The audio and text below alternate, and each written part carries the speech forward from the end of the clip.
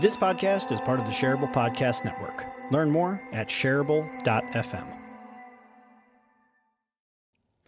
Not every guest takes me up on the opportunity, but I like to do a segment called The Mic Swap, where I make my guest into the host, and then I become the guest. I let them take the conversation wherever they want to take it, ask me whatever they want, and it's a lot of fun, I think. This is Mic Swap.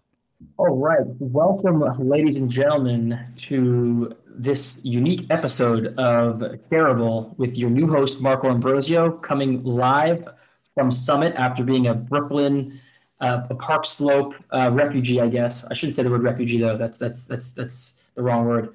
But let's meet our guest today. It is Jeff Gibbard. Jeff, I'm excited to talk to you, but first, say hello to everybody and share, where are you right now? I am in Philadelphia right now, and I'm enjoying a beautiful sunny day because, as everyone knows, it's always sunny in Philadelphia. Oh, well played. Danny DeVito would love that. Yeah. So yeah, I was looking, doing my due diligence and learning about you, and I love this superhero institute. Well, I got to start with the first thing. Who is your favorite superhero? If I had $1 for every time, I'm a Spider-Man guy. I'm all about with great power, there must also come great responsibility. I'm about the fact that he's not trying to beat his enemies. He's trying to convince them to do the right thing. I'm about the fact that he's willing to self-sacrifice more so than almost any other character. Even if it comes back to harm him, he's always about doing the right thing. And that's what I aspire to be in life. So I look at Spider-Man and Peter Parker as something to aspire to be. Who's your favorite actor that's played Spider-Man? Oh, God, this is going to divide the fandom, huh? If I had to pick any, I'm going to go with like a very unconventional answer here. And I'm going to go with the voice actor for the Spider-Man PS4 game. I forget his name, but I just thought that the PlayStation Spider-Man game was just phenomenal. Chef's kiss. Now I'll go with the more traditional answers, which is that I think Tom Holland is the best choice for a Spider-Man Peter Parker because of his age, because of his enthusiasm. That kid wanted to play Spider-Man for like his entire life, did parkour and gymnastics so that he could I don't blame him for the writing and some of the issues that these movies have had. Even though I found them very entertaining, I don't think they're the best Spider-Man movies. I think Andrew Garfield was awesome. I enjoyed those movies because I just enjoy anything Spider-Man, but he was way too cocky and cool to actually be an effective Peter Parker because he's supposed to be a nerd. And I think when it comes down to it, Tobey Maguire, especially in Spider-Man 2, might have been the best blend of both Spider-Man and Peter Parker. All right, that's deeper than I thought you were going to get into, but I respect that. I respect that. I have like 50 more minutes of material here. Well, you're going to laugh because I'm going to ask the question again with a different lens. I'm going to say, who's your favorite non-fictional superhero? My favorite non-fictional superhero. That's an interesting question because I kind of have like two answers about it. The first answer would be that I don't actually believe there are any real superheroes, even though like my tagline is I'm a superhero and everything.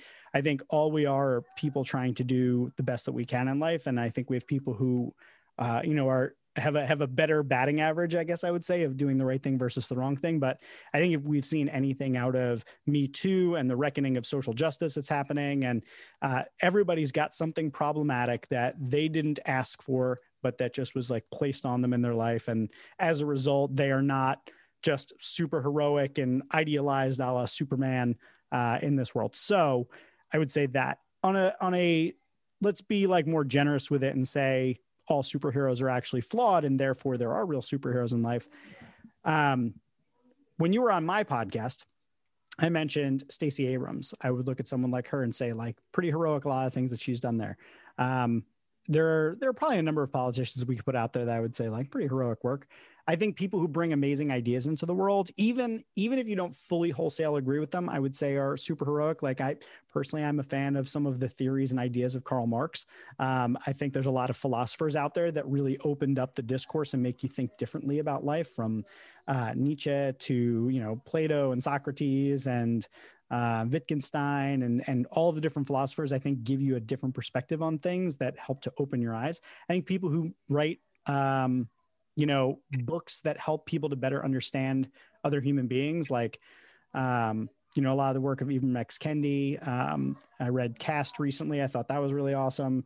I read a book on transgender history recently. I think a lot of the people that are featured in books about movements for equality that did things that maybe came at great personal cost to them, but did it on behalf of larger groups of people, those are heroes, and we often don't know who they are, or they're not taught as, heroes. We only hear like the big names, right? Like you got, Malcolm and Martin, but there are so many others who have done amazing things on behalf of others. And I think those are people that we should celebrate as heroes, even if they have flaws. Yeah, no, I mean, I love that. There's so many different directions we can go from that conference, from that answer. I mean, I just literally got done interviewing someone to be a senior salesperson in the company, and he's basically a philosopher. And I ask everybody here's a little note to anybody who's ever going to interview with me. I always ask, what is your superpower? Because I believe everybody has something that they over-index on. Yes. And his answer was, his superpower is that he's actually a philosopher, and he was talking through different ways of thinking, and that's actually how it's really helped him with his sales career. That's a topic we can get into. That is absolutely brilliant. I love the fact that you asked that question. I'm a huge fan of it. I ask people that all of the time. Way to go. So it's interesting. I mean, I think of, it's just powerful. Like I don't want to say the little hero, but it's the unsung hero. If you think about, there's different forms of love, and the highest form of love is agape, and agape symbolizes, the love between God and man, or God and woman, basically. And it's this whole concept of self-sacrificial love. And when I hear you speak, it's really this form of agape, and anyone can have and share and bestow or exhibit that level of self-sacrificial love. But it's become rarer and rarer in a modern social media, look at me kind of world.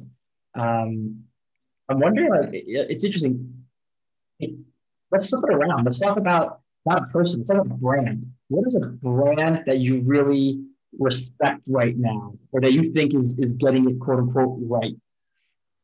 It's going to be a cliche example, because I think partly there's so few brands that actually, truly, legitimately are doing it for the right reasons.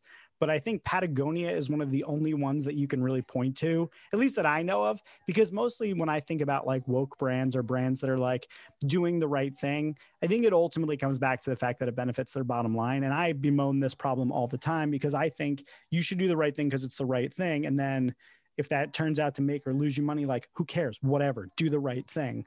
But it's just, it doesn't function that way here all that often. I think there are individual actors that try to do that, but by and large, as a system, there's not a real incentive to do the right thing simply because it's the right thing. Like, I just can't help but think of like that Kendall Jenner Pepsi Black Lives Matter commercial and think like, example A, like train wreck, terrible. So I guess the brands that probably are most like real and like living the truth are probably either nonprofits, or they're really small companies that are, that are giving back in a really authentic way. I'll give you a really good example. So not to be self-serving about it, but the way that I'm trying to set up the Superhero Institute, so it's a work in progress. I'm still trying to get it to its final form. It's currently like base level Goku and hasn't yet gone Super Saiyan. But the way I want to set it up is that the guest instructors that I bring into the Superhero Institute, by way of their contribution, basically own a portion of the Superhero Institute. So let's say there's 10 lessons in the Superhero Institute, and you can come and be a certified Superhero Institute coach.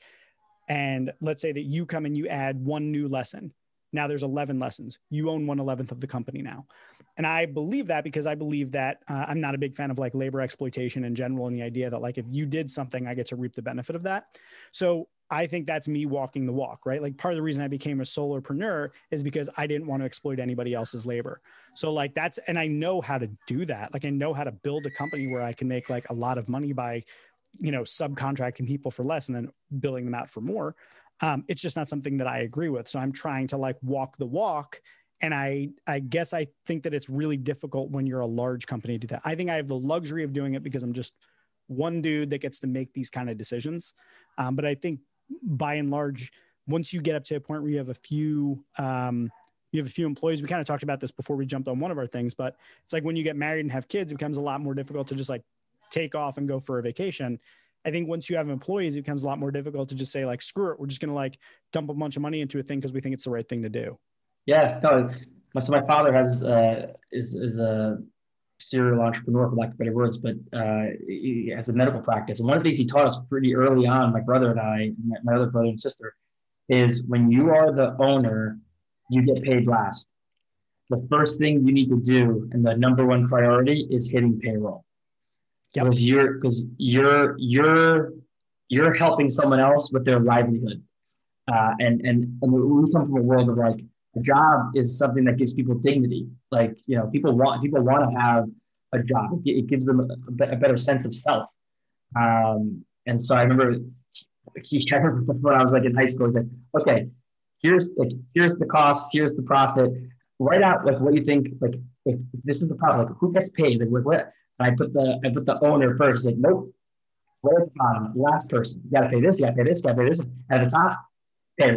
You want to take care of your people. So it's interesting. I've always seen how my dad literally just a lot of people, you know, someone needs a job, come work. It's even if it's transitional. You know, he really it's not about profits for his company. It's been around for 35 years. It's really about like, how do you try to create community? There's only two ways to get fired: you steal something, or you berate another employee. Yep. Protect the culture. That's it. So it's interesting. I mean, if you, it's, you know, I think there's some other interesting companies. I mean, I think there's a space for. It's very difficult, I think, for publicly traded companies. But Patagonia, great example. I wonder if not all, especially with microfinance. We talked about Muhammad Yunus. I would totally put his company there. But there's other microfinance banks that are terrible. That are just not, you know, they've abused the system, for lack of better words, and they're basically like, you know, a wolf in sheep's clothing. On the other side, an interesting company, I don't know, I haven't checked out on them recently, but I was really inspired by them at a time, was Soapbox Soaps. They're super interesting because these are all social business. So their whole model was, you know, they basically sell soap in the States. They take, I think it was like 5% of revenue, not profit. And then they go identify entrepreneurs in low-income countries. They teach them how to make soap. They give them the startup capital, and then they connect them to the schools and the hospitals. So they build the market for them. And I was always, I spent some time with the founder back when I was in DC, and he was so like mission driven. It didn't even matter. Like, Target came or someone came, it's like, nope. Or VCs would come and say, nope. 5% of revenue, not, but it's like, it was always like, no, this is the core of the company. The company's core is this model. And I always really respected that. I haven't followed up in a long time, but I think it's those kind of companies that are not the publicly traded ones that are privately held that can really be change agents, for lack of better words. I think a lot of the big ones, though, every once in a while, either kind of fall ass backwards into doing something awesome. Like a good example, I think, is like Apple and their stance on privacy. And they're shaking up the entire advertising industry as a result of what they're doing. But I say good. And this is coming from, like, I ran a social media agency for 7 years and then was part of a digital agency for another 1.5 years. Like, this was like my world, was like running successful Facebook ad campaigns and all these different things. And but as a user, I was always very disturbed by like the encroachment into our private lives that we don't give explicit consent to. So I think, you know, you look at something like that with Apple, and then at the same time, you have to take into account, like, where do they get their products made and how do they go about that? And is that really also very ethical? Like, yeah, maybe you're not listening in on my HomePod, but I don't feel too good about how my iPhone was made. So and at the same time, they have sustainability efforts, and it's like, so you get like this kind of mix of things. But at the end of the day, with a company of that size and, you know, that amount of money that's flowing through there, those are strategic business decisions more so than like, this is the right thing to do. Even if it comes with a twinge of like, this is what we believe. I still believe, like, under all that, there's still like shareholders. Yeah. I mean, it's super interesting. So I have my master's in public health from Hopkins, from John Hopkins in Baltimore, and there's always a debate at school, right? And one of the debates, one of the philosophical like cores of public health is harm reduction. Yep. And I remember I would start these conversations, and because there was a very renowned public health person and doctor, and he went to go work for I think it was PepsiCo or Coca-Cola, one of the two. I don't remember anymore. And it was like, "What are you doing? Like this is ridiculous. Like like they're responsible for all this diabetes and hypertension." Yeah, yeah. And he instituted so much change because what he did was he basically reduced the salt content of the product line, and he started having them invest in non-sugar sodas. And there's a nuance because with economies of scale of some of these massive players, you can get tremendous positive outcomes without demonizing or canceling that company, for lack of a better word. So I mean, it's interesting. Have you read Winner Take All by Anand Giridharadas? No, I'm not. I'm writing it down. I think you'll enjoy it because it's sort of the flip side of that, which is like, on the one hand, it's like, great, you can make change from the inside. Like, it's hard to make change from a system that you're not a part of.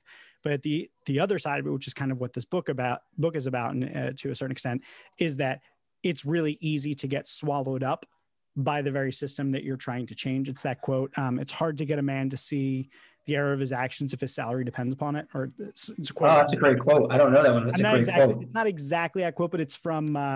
but Jeff, you just made up a new quote then. It works. I love it. It's a paraphrase. I can't take credit for it. But you get my point, is that like, it's very, very... If you are beholden to, a sponsor of sorts, like they fund your lifestyle, it becomes really difficult to say like, hey, here's all of the ways that you're screwing up and everything.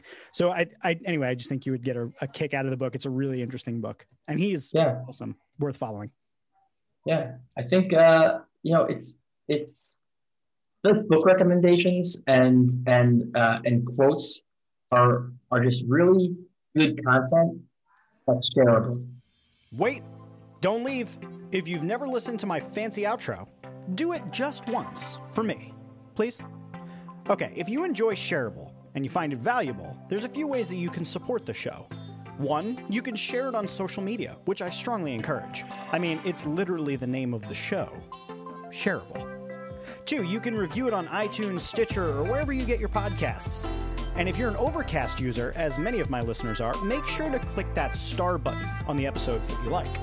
The third way that you could support the show is by blogging about it or discussing it on your own podcast, or even by making a YouTube video where you talk about one of the episodes.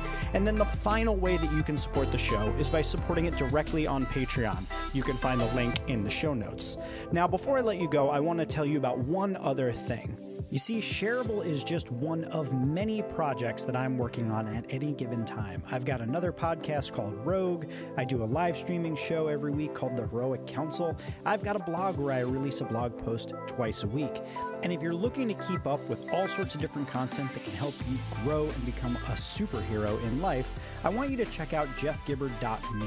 That's where I list all of my current projects and projects that are coming up in the future, including my forthcoming book, The Lovable Leader.